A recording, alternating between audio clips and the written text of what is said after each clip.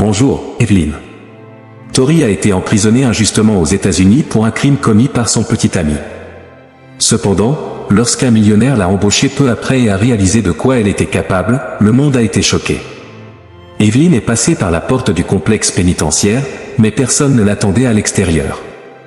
Sa mère était décédée l'année précédente et n'avait jamais imaginé que sa fille sortirait de prison. Elle ne connaissait pas son père et n'était pas non plus au courant de proches, qu'ils soient éloignés ou non. En faisant son premier pas vers sa liberté civile, aussi seule que le jour où elle est entrée, Evelyn a marché jusqu'à l'arrêt de bus le plus proche et a acheté un billet avec les mêmes pièces qu'elle avait lorsqu'elle a été arrêtée. Quelques minutes après être montée dans le bus, Evelyn a remarqué à quel point elle était fatiguée. En regardant le monde par la fenêtre, elle laissa quelques larmes couler en silence, sans que personne ne s'en aperçoive. Que se passait-il? Evelyn avait passé 3 ans en prison, une période pleine de désespoir, d'angoisse, de douleur et d'humiliation. Parfois, il semblait que le cauchemar ne prendrait jamais fin. Lorsqu'elle était intimidée par d'autres détenus ou se retrouvait dans des situations sans issue, elle se réfugiait en pensant à son travail. Evelyn était kinésithérapeute diplômée et travaillait dans les thérapies de rééducation. Très compétente, le médecin de la prison plaisantait parfois en disant qu'il demanderait à l'administration de prolonger sa peine, car elle était comme son bras droit, facilitant son travail. Cependant, cette blague effrayait Evelyn, car le médecin était paresseux et avait un passé inacceptable en termes de comportement envers les détenus. Grâce à sa formation, Evelyn travaillait dans le secteur de la santé de la prison, suivant de manière sacrée le serment d'Hippocrate. Elle était calme et attentionnée avec les prisonnières malades. Le manque de médicaments et d'équipements était constant, alors elle a développé des méthodes alternatives de rééducation, adaptées aux limitations de la prison. Grâce à cela, elle a pu soulager de nombreux problèmes de douleurs articulaires et dorsales. Il y avait toujours une file d'attente de détenus, de membres de l'administration et même de gardiens cherchant à économiser sur les frais de kinésithérapeute privé. Malgré cette reconnaissance, la réalité était qu'elle était désormais seule au monde. À bord d'un bus, son talent et sa méthodologie semblaient avoir peu de valeur. Personne n'embaucherait une ex-détenue, encore moins une condamnée pour complicité dans un vol. Aucun client sain d'esprit ne la laisserait franchir le seuil de sa maison s'il connaissait son passé. Ce que personne ne savait, c'est qu'Evelyn n'était pas criminelle, mais victime d'une calomnie causée par son amour pour David. Ils se sont rencontrés lorsqu'Evelyn soignait la grand-mère de David. Il passait souvent chez sa grand-mère, apportant du pain et des sucreries, et c'est ainsi que les deux ont commencé à se rapprocher. Il n'a pas fallu longtemps avant qu'il ne l'invitait à dîner, et bientôt, ils ont entamé une relation sérieuse, avec des promesses de fiançailles et des projets à long terme. L'amour a duré plusieurs mois, jusqu'au jour où la police a fait une descente chez Evelyn et l'a emmenée en garde à vue, tandis que sa mère pleurait, ne comprenant pas ce qui se passait. Evelyn a découvert que David était un joueur invétéré et un voleur. Il utilisait la confiance de ses clients pour cambrioler leur maison, prétextant qu'il avait besoin de payer des dettes de jeu. Lorsqu'il a été arrêté, il a prétendu qu'Evelyn lui avait fourni les clés et qu'elle était au courant de ses dettes, ce qui a fait croire qu'elle l'avait incité à voler. La vie d'Evelyn s'est effondrée. Elle n'a pas réussi à prouver son innocence et a été condamnée. Tous deux ont été emprisonnés dans des pénitenciers différents. Au plus bas, Evelyn a même envisagé de mettre fin à ses jours, mais une codétenue l'en a dissuadé, affirmant que la douleur purifie l'âme. Cette phrase est restée gravée dans son esprit. En descendant du bus, Evelyn est retournée dans l'appartement où elle vivait avec sa mère avant d'être arrêtée. L'endroit était désormais vide et silencieux. Malgré cela, Evelyn a tenté de rester forte et de se ressaisir. Elle tiendrait bon et ne renoncerait pas si facilement. Et maintenant, Evelyn savait qu'elle ne pouvait pas se décourager, ni se plaindre de la vie. Elle devait trouver un emploi, quel qu'il soit, pour garder sa vie sur les rails. Pour renouer avec d'anciens collègues de travail, elle réactiva ses réseaux sociaux et son ancien numéro de téléphone. Lors d'une de ses sorties, elle prit son courage à 2 mains et se rendit au cimetière pour visiter et nettoyer la tombe de sa mère. Pendant sa prière, elle ne remarqua pas le temps passé, et lorsqu'elle quitta le cimetière, il faisait déjà nuit. En rentrant chez elle, elle reçut un appel d'une ancienne collègue, qui était une bonne amie avant tout le tumulte. L'amie lui expliqua qu'il y avait une possibilité de travail dans le domaine de la santé, si Evelyn était intéressée. Une famille riche avait urgemment besoin d'une infirmière pour s'occuper de leur fils, qui était en fauteuil roulant après un accident de moto. Les infirmières précédentes n'avaient pas supporté le comportement du jeune homme bien longtemps, car il était extrêmement difficile à gérer. Le père acceptait d'embaucher toute personne capable de tolérer le comportement désagréable de son fils. Evelyn avait déjà traversé tant de situations choquantes au complexe pénitentiaire qu'elle sentait que rien ne pouvait plus l'ébranler. De plus, elle avait désespérément besoin d'un emploi et accepta l'offre sans hésiter. 3 jours plus tard, elle arriva à l'adresse de son nouvel emploi, un manoir avec d'immenses portails, une vaste pelouse et un système de sécurité complet, comprenant des caméras de surveillance et des gardes qui ne la laissèrent entrer qu'après avoir fouillé son sac et vérifié ses papiers. Elle n'avait aucune idée que ce travail allait changer sa vie à jamais. Pour quelqu'un qui, il n'y a pas si longtemps, dormait et se réveillait dans une cellule, entrer dans un manoir ressemblait à pénétrer dans un château de contes de fées. Tout surprenait Evelyn. Suivant la gouvernante de la maison, elle fut conduite dans un grand bureau où un homme grisonnant l'attendait. Il avait des yeux vifs et déterminés, qui semblaient la transpercer. L'homme se présenta sous le nom de Monsieur Lincoln et expliqua que son fils, Harry, avait besoin d'une infirmière expérimentée. Il précisa que le travail serait difficile, car il nécessitait des gardes et beaucoup de résilience, étant donné que le comportement de son fils faisait fuir les infirmières rapidement. Si Evelyn pensait pouvoir gérer la situation, elle pouvait commencer immédiatement. Evelyn accepta, et Monsieur Lincoln ordonna alors à la gouvernante de tout lui montrer. Après avoir donné cet ordre, il se détourna pour s'occuper d'autres affaires, perdant tout intérêt pour la jeune kinésithérapeute. La gouvernante, bien que d'un certain âge, était sympathique et courtoise. Elle fit visiter le manoir à Evelyn, la présenta aux autres employés et la conduisit à la chambre préparée pour qu'elle puisse s'occuper de Harry, l'héritier de toute cette richesse. Après s'être changée, Evelyn rencontra Olivia, la femme de Lincoln, une jeune et belle femme qui l'a mis à l'aise dès le début. Olivia expliqua que, bien que Harry ne soit pas facile, il avait bon cœur. Elle révéla également qu'elle était la belle-mère du jeune homme et qu'il ne l'avait jamais aimé. Elle demanda à Evelyn d'avoir de la patience et de tenter de tenir au moins un mois, car la dernière infirmière n'avait pas tenu 2 semaines. Evelyn ne mentionna pas ses années passées en prison, mais assura qu'elle était habituée aux situations difficiles et qu'elle ferait de son mieux pour s'occuper du beau-fils d'Olivia. Lorsqu'Evelyn rencontra Harry pour la première fois, il ne prêta aucune attention à la nouvelle soignante. Il ne répondit même pas quand elle lui parla, restant assis dans son fauteuil roulant, les yeux fixés sur le feu de la cheminée. Evelyn tenta de faire un rapide bilan de santé, mais Harry ne collaborait pas.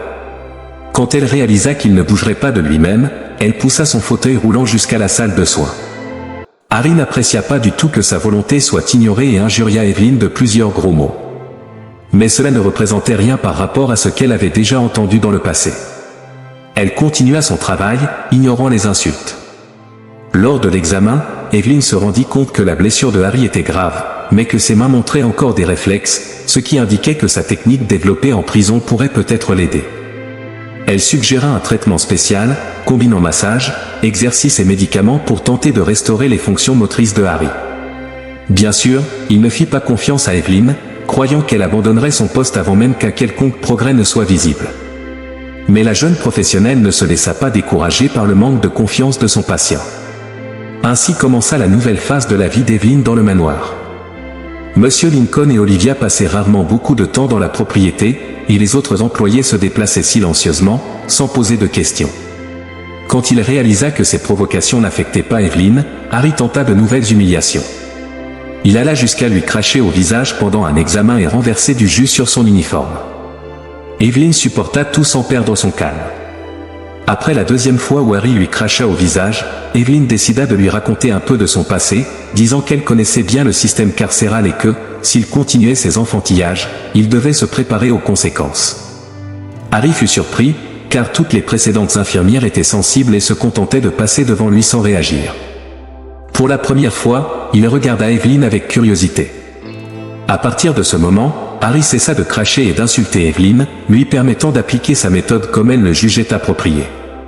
Peu à peu, il commença à obéir à la nouvelle soignante et même à reprendre confiance en lui. Avec les progrès de son travail, 1 mois plus tard, Monsieur Lincoln appela Evelyn dans son bureau. Elle n'avait aucune idée de ce que cet homme puissant et occupé pouvait vouloir d'elle. En arrivant, il alla droit au but et lui demanda sans détour, « Pensez-vous à quitter votre poste ici et à arrêter de prendre soin de mon Harry ? Je sais qu'il n'est pas facile à vivre. » Evelyn assura à Monsieur Lincoln que rien n'avait changé, sauf une chose, désormais, Harry coopérait, et elle était déterminée à l'aider dans sa rééducation jusqu'au bout. Monsieur Lincoln fut satisfait de ce qu'il entendit de la part de l'infirmière de son fils, et il pensa que, cette fois-ci, son intuition avait été juste. Il avait choisi une personne ferme et déterminée. Confiant en Evelyn, l'homme décida de lui révéler un autre détail important, ce n'était pas seulement l'accident qui avait laissé Harry dans cet état déplorable. Le jeune homme souffrait aussi d'avoir découvert la trahison de sa fiancée. Monsieur Lincoln raconta que l'épisode s'était produit lors d'une fête d'amis, dans un manoir de l'autre côté de la ville. Harry se méfiait déjà des disparitions soudaines de sa fiancée, surtout pendant les soirées organisées par ses amis. Lors d'une de ces fêtes, déjà bien alcoolisé, il monta au 2e étage de la maison pour chercher les toilettes. C'est là qu'il surprit sa fiancée en train d'embrasser un homme qu'il ne connaissait pas. La scène fut un choc. Désespéré, Harry descendit les escaliers et quitta immédiatement la fête. Bien qu'il fût conscient de son état émotionnel et alcoolisé, il monta sur sa moto. Pris de rage et d'humiliation, il accéléra plus que d'habitude. La moto allait trop vite pour prendre un virage, et il finit par avoir l'accident. Par miracle, il survécut, mais resta cloué à un fauteuil roulant. En entendant cette histoire tragique, Evelyn promit qu'elle ferait tout son possible pour aider Harry à se remettre sur pied. Pour la première fois, les yeux calculateurs de Monsieur Lincoln s'adoucirent, et une larme coula sur son visage. Il confessa qu'il avait fait des choses mauvaises dans sa vie et qu'il en payait maintenant le prix. Des mois passèrent. Un jour, Evelyn demanda 4 jours de congé pour l'anniversaire de la mort de sa mère. Elle avait économisé suffisamment d'argent pour faire ériger un petit monument en son honneur. La pièce devait être installée sur la tombe et était faite d'une très belle pierre blanche, résistante. Pendant ces jours de congé, Evelyn en profita pour planter des fleurs autour de la tombe et, à la fin, elle pria pour que sa mère soit heureuse, où qu'elle soit. À son retour au manoir, Evelyn trouva Olivia en pleurs, une valise à ses côtés. Olivia lui dit qu'elle ne pouvait plus rester là. Harry avait complètement perdu le contrôle, l'accusant de ne pas être une femme fidèle et loyale, et avait réussi à faire douter Monsieur Lincoln d'elle. Evelyn n'en revenait pas que Harry puisse se comporter de manière aussi mesquine. Elle laissa Olivia et se dirigea directement vers la chambre de Harry. En entrant, elle lui donna une gifle sur la joue et lui dit « Qu'est-ce que tu penses être en train de faire ? Si Olivia part à cause de toi, je partirai aussi. Tu pourras continuer ton petit jeu, à te lamenter sur ton sort et fuir la réalité autant que tu veux. » Harry, furieux, laissa enfin sortir ce qu'il avait sur le cœur. Il déclara qu'Olivia ne serait jamais pour son père ce que sa mère avait été, et qu'Evelyn était payée pour s'occuper de lui, pas pour lui faire la morale. Il l'accusa d'avoir disparu pendant 4 jours pour s'amuser avec d'autres hommes. « Comment peux-tu dire une chose pareille ?» répondit Evelyn, indignée. « Je le dis, et je vais te dire encore plus, » rétorqua Harry. « Pendant que tu t'amusais ailleurs, j'étais ici à souffrir de ton absence. » Alors qu'il criait, pris de colère, Harry se projeta en avant, essayant de se lever. C'est alors qu'il réussit à faire 2 pas vers Evelyn avant de s'effondrer au sol. À cet instant, elle réalisa que sa technique avait fonctionné. Elle se précipita pour l'aider à se rasseoir avant qu'il ne fasse une nouvelle crise de colère. Au lieu de cela, Harry confessa qu'il était tombé amoureux d'elle et que son imagination l'avait emporté, sous l'emprise de la jalousie. Il promit de demander pardon à Olivia devant son père et les autres employés. Evelyn informa Monsieur Lincoln que Harry avait réussi à se lever et à faire 2 pas, et que c'était une avancée majeure. 1 an plus tard, Harry se tenait complètement debout, stable sur ses 2 jambes et avec un bon équilibre, bien qu'il ait encore besoin d'une canne pour marcher. Evelyn restait à ses côtés, mais plus en tant qu'infirmière, désormais en tant que petite amie. Elle était convaincue qu'il pourrait bientôt courir dans les jardins. Harry réussit à convaincre son père d'investir une partie de sa fortune dans une clinique de réhabilitation, destinée aux personnes rencontrant des difficultés dans la vie, tout comme lui. Evelyn et Harry prirent la direction de la clinique ensemble. Evelyn apprit aussi que son ex-petite amie avait été à nouveau emprisonné, cette fois pour vol, et étant récidiviste, il fut condamné à une longue peine et ne fut plus jamais revu. À présent, Evelyn sentait qu'elle avait gagné le droit d'être heureuse. Elle ne se sentait plus seule et avait trouvé un nouveau but noble dans la vie. J'espère que cette histoire vous a plu. N'oubliez pas de laisser un like. Et cette autre vidéo qui apparaît maintenant à l'écran vous touchera probablement aussi. Bon visionnage et à la prochaine.